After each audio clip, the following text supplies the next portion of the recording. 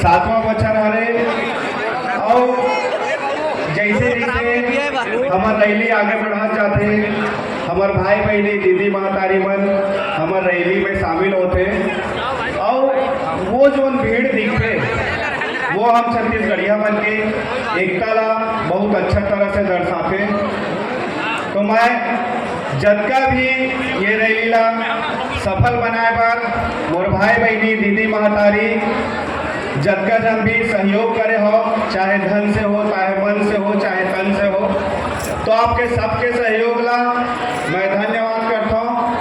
और जेल उद्देश्य से हम ये रैली ला निकालथन ये भीड़ ला देख के एहसास होते कि वो उद्देश्य हमारा बहुत जल्द पूरा होगी।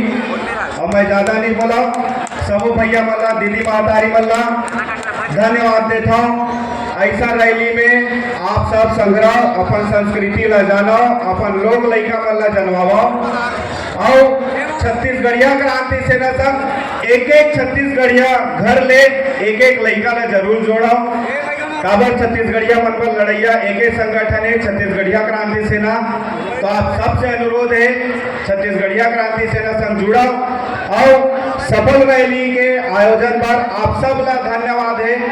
बोल छत्तीसगढ़ मातारी की, छत्तीसगढ़ मातारी की, छत्तीसगढ़िया क्रांति सेना जिंदाबाद जिंदाबाद, छत्तीसगढ़िया क्रांति सेना जिंदाबाद जिंदाबाद। जोहार।